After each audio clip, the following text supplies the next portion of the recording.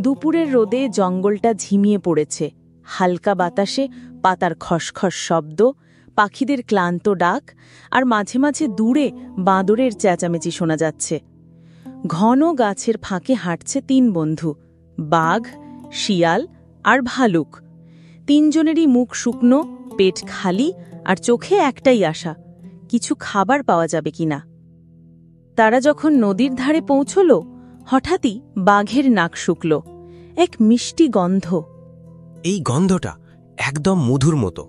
চল সবাই দেখি কোথা থেকে আসছে। গন্ধ অনুসরণ করে তারা পৌঁছাল একটা বিশাল শালগাছের নিচে। আর সেখানে মাটির ওপর রাখা একটা বড়সড় মাটির হাঁড়ি ভরে আছে সোনালি রঙের মধুকে। মধু দেখেই তর্ক। এটা তো আমার ভাগ্য খুলে গেল। আমি জঙ্গলের রাজা, তাই এই মধু আমি খাবো। দাঁড়াও দাঁড়াও, আগে তো আমি দেখেছি। আগে চোখে পড়লে আগে খাওয়ার অধিকারও তো আমার। তোমরা কি বলছো? মধু আমার প্রিয় খাবার। আমি মধু না খেলে তো বাঁচতেই পারবো না। তর্ক বাড়তে বাড়তে এমন হল যে জঙ্গলের ছোট পাখিরাও থেমে গিয়ে দেখছে ৩ দানবের তর্ক। তখন হঠাৎ শিয়ালের চোখে খেলে গেল এক চতুর হাসি।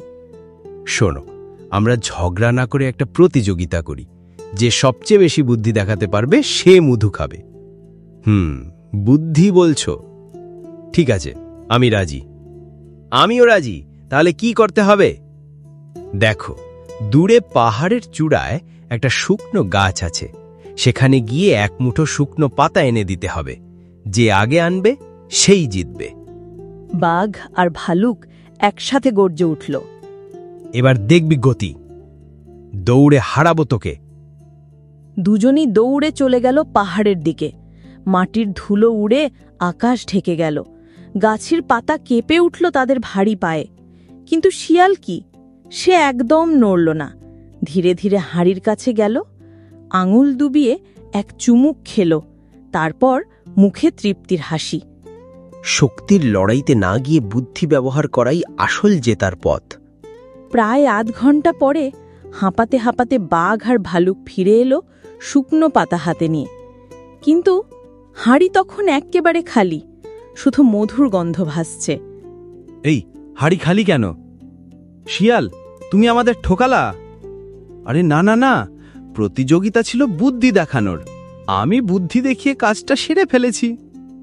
বাঘ আর ভালুক মুখ চাওয়াচাওয়ি করে বুঝল, শুধু শক্তি থাকলেই জেতা যায় না, দরকার বুদ্ধিও। এই গল্প শোনায় শিক্ষা। বুদ্ধি আর ধৈর্য দুটো থাকলেই জীবনে আসল জয় আসে। গল্পটা ভালো লাগলে লাইক, শেয়ার আর সাবস্ক্রাইব করো। আর কমেন্টে জানাও পরের গল্প কোনটা শুনতে চাও।